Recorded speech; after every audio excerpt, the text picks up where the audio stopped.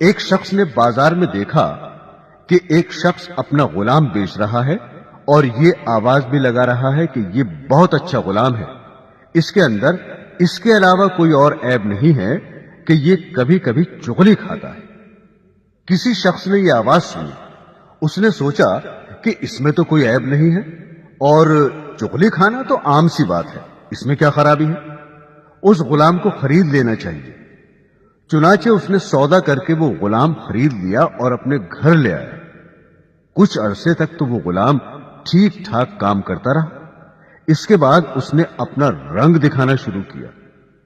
چونکہ چغل خوری کے اندر وہ ماہر تھا، اس لیے اس نے چغل خوری کے اندر اپنا کرتب دکھلایا اور سب سے پہلے وہ اپنی مالکہ کے پاس گیا اور اس سے جا کر کہا کہ آپ کے شوہر جو میرے آقا ہیں وہ کسی اور عورت سے تعلق رکھتے ہیں اور اس کے پاس آتے جاتے ہیں، اور عنقریب وہ آپ کو چھوڑ کر اس سے شادی کر لیں گے، اور میں آپ کی خیر خواہی کے لیے بتا رہا ہوں، کسی اور کو مت بتانا۔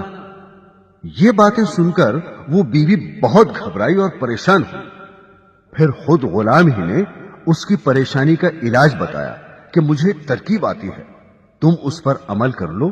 وہ یہ کہ جب تمہارے شوہر سو جائیں تو تم اس طرح سے ان کی داڑھی کے ایک دو بال کاٹ کر اپنے پاس رکھ لینا، پھر دیکھنا کیا ہوتا ہے، پھر وہ ہمیشہ تمہارے ہو کر رہیں گے، کبھی دوسری عورت کی طرف نظر نہیں اٹھائیں گے۔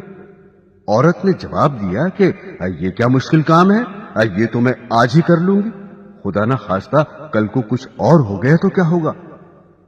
اب وہ غلام آقا کے پاس آیا اور اس سے کہا کہ تمہاری بیوی کے دوسرے مردوں سے ناجائز تعلقات ہیں اور عنقریب وہ آپ کو خیر بات کہنے والی ہے، اور اس نے یہ تہیہ کر لیا ہے کہ وہ آج رات آپ کو اس طرح سے ذبح کرے گی۔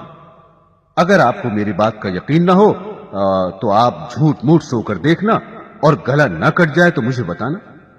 چنانچہ وہ آقا جا کر جھوٹ موٹ سو گیا، اور ادھر بیوی اس انتظار میں تھی کہ کب ان کی آنکھ لگے تو میں اپنا کام کروں۔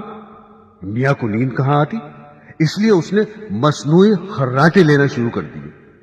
اب تو بیوی کو یقین ہو گیا کہ میاں صاحب کو نیند آ گئی، فوراً اس طرح لے کر پہنچی، اور ابھی ہلکا سا اس طرح گلے پر رکھا ہی تھا کہ آقا نے فوراً آنکھ کھول لی اور بیوی کو پکڑ کر کہا، اچھا تو تم مجھے ذبح کرنا چاہ رہی تھی۔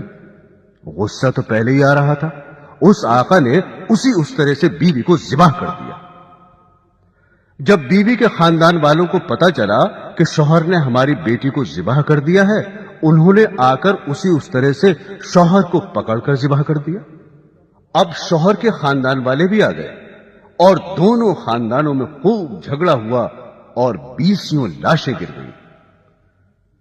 تو محترم سامعین، آپ نے دیکھا کہ اس غلام نے ذرا سی چغلی سے کس طرح سے دونوں خاندانوں کو تباہ کر دیا۔ اسی لیے اس چغلی کو شریعت نے حرام قرار دیا ہے۔